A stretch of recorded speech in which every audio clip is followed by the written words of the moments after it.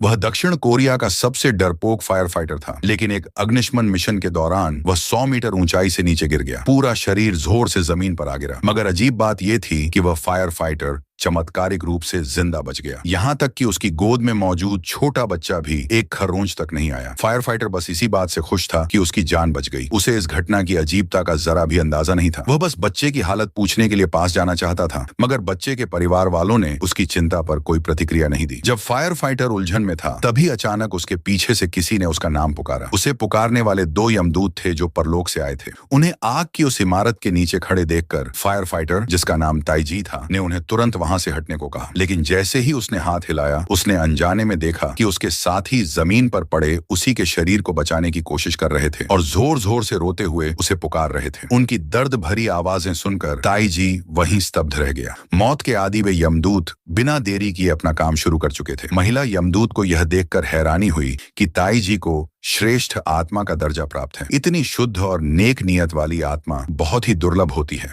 दोनों यमदूत बहुत उत्साहित थे और ताईजी के प्रति सम्मान से भर गए। उन्हें पिछली बार कोई श्रेष्ठ आत्मा 400 साल पहले मिली थी। जैसे ही ताईजी को सच्चाई का एहसास हुआ, वह घबरा गया, क्योंकि उसकी बूढ़ी और बीमार माँ और अभी अभी बालिग हुआ भाई उसी पर निर्भर थे। मगर श्रेष्ठ आत्मा होने के बावजूद परलोक के नियम नहीं बदले जा सकते। जल्द ही ताईजी को एक समय स्थान के भंवर में खींच लिया गया। वह एक सुरंग थी जो परलोक की ओर जाती है। इसके बाद वे लोग गुई युन ग्वान परलोक का द्वार पहुंचे। यहाँ सभी वही कोरियाई आत्माएं थीं जो उसी समय मरी थीं जब ताईजी मरा। मगर उनमें से बहुत कम ही दोबारा इंसान के रूप में जन्म ले पाती हैं, क्योंकि इसके लिए उन्हें परलोक की 7 परीक्षाओं को पास करना होता है। यदि उन्हें दोषी पाया गया तो उन्हें परलोक में भीषण सजाएं भुगतनी पड़ती हैं। असल में ताईजी को परलोक पहुंचाने के लिए 3 यमदूत थे। उसे लाने वाले थे दा छुआन और श्योयुए, और उनके दल के कप्तान लाओ हा भी उनके साथ थे।